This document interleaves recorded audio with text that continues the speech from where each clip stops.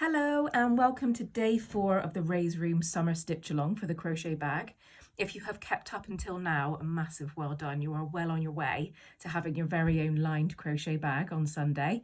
I have been loving seeing all of your pictures of all of your circles so far being shared onto the Raise Room Crafters Facebook group. So keep those coming. I absolutely love seeing all of your work.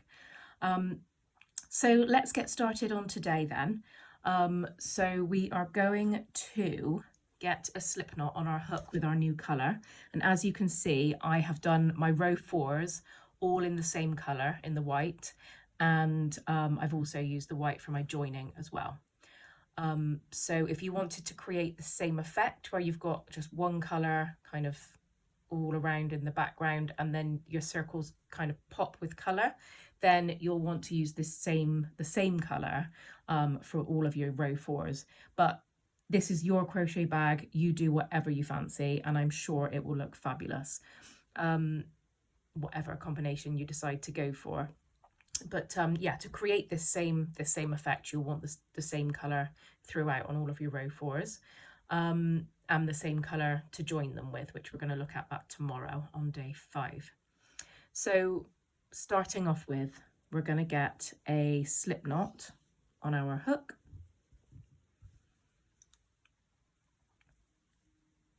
And then in line with one of these. So just to say, with this, this granny square, it's a little bit versatile in that you can either have this middle, so this little middle row, the first row, it kind of creates a little cross, and you can decide whether you want the cross to be a plus sign or a multiply.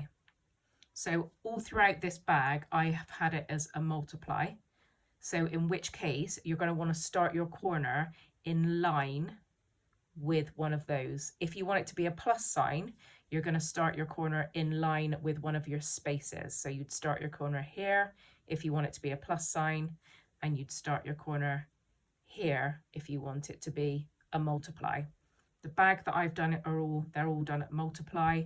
You could do some like that and some like that, but I would try and keep it consistent. If it's just random in between, then they'll all be at slightly different angles. So in line with it to be a multiply, like I've got on the bags here, I'm going to just run my hook up, and that brings me to here. So that's where I'm going to start my first corner. So this row starts on a corner. So you're going to put your hook into the space in between the two clusters from row 4. You're going to hook the yarn, pull it through and through the loop that's on your hook, which is a slip stitch. So you've slip stitched it into place to attach it to your work. And from here, we're going to do a chain of 4.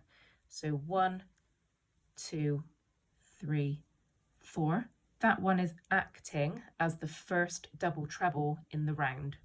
Then we're going to do a double treble right next to it. So yarn over twice, like we did on row 2. Put our hook into where we want our stitch to be, hook the yarn and pull it through to the front, yarn over, pull through 2, yarn over, pull through 2, yarn over, pull through 2. So that's our double treble.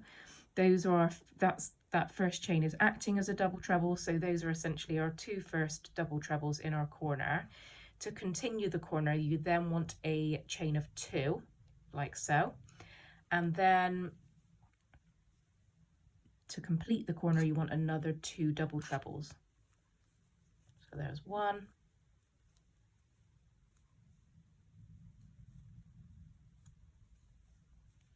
And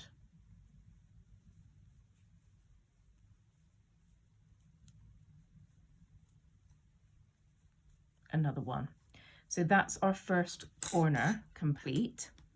So when we get there, we're going to do another one over here, another one here, and another one here. And in between is all made up of just trebles. So I'm going to show you now where we're going to place those trebles and how many. So once we've completed that first corner, you're going to go into the next chain space from the row below with a treble. So there's 1 treble in there. And then for the next treble in this row, we're going to go into the top of the cluster from the row below. So rather than into the space now, we're working into the top of the stitches. So under both loops of the top of the stitch, we're going in for another treble. So in there.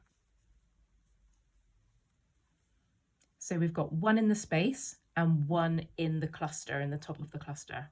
So then we're going to do the same again. So in the next space, we're going to do one in the space and then one in the top of the cluster from the row below.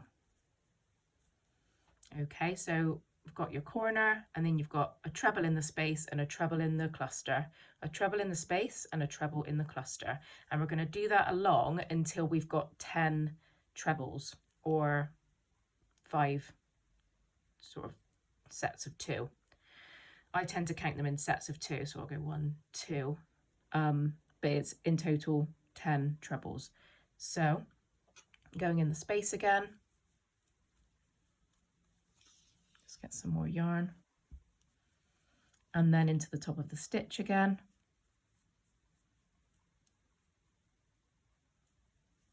and then into the space again, and into the top of the stitch again. Just double check, I think that's 4 lots, so 1, 2, 3, 4, and then same again before our next corner. So as you can see, I've got 1, 2, 3, 4, 5 sets of 2 trebles there. So now I'm going into the next space for my corner sequence, which is 2 double trebles, 2 chains, 2 double trebles.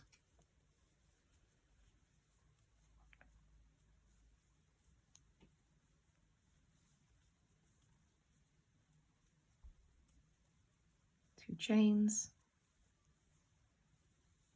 and 2 double trebles.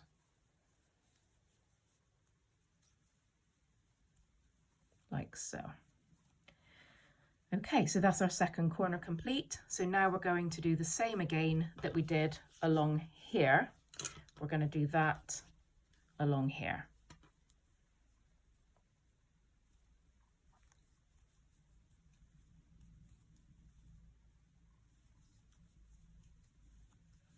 So just here we started, so after our corner, we started the first treble of this side in the next space along.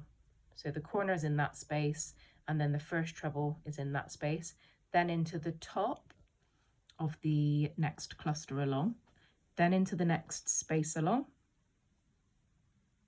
for another treble, then into the top of the next cluster along for a treble, then into the space again, and into the treble, into the cluster, and into the space again, and into the top of the cluster again.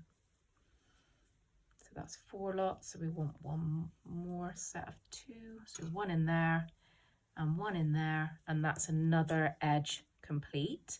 So now in the next space along, we are going to go in with a double treble, so round twice,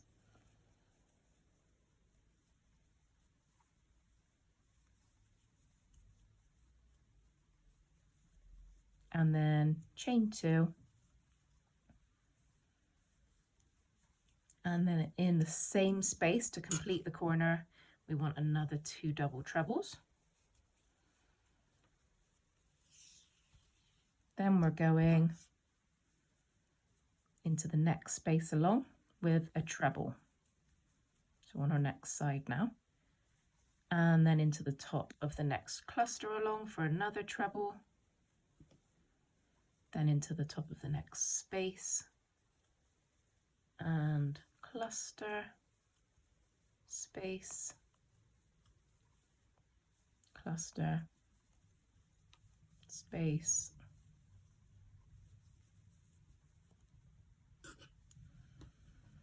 so we've got 1, 2, 3, 4 again. So for the last set of 2, we're going to go in there and in there.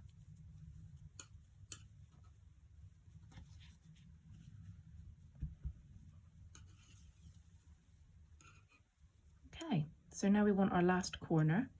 So we're going to do a double treble into the next space along.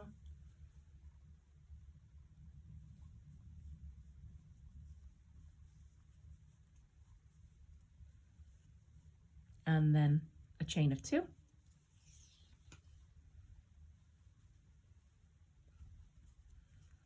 And a double treble. And another double treble. So that's our last corner. And now we're going to do our final edge. So that's 1 in the space, that's trebles, 1 treble in the top of the cluster, 1 in the space, 1 in the top of the cluster, 1 in the space. Oops, I missed out a top of the cluster a couple of times then. I was focusing too much on what the camera was doing and trying to make sure you could see it right.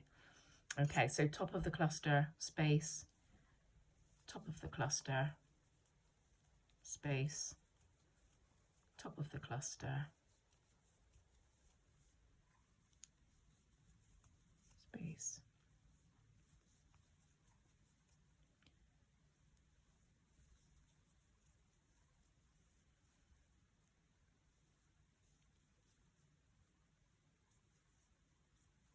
And there we have it.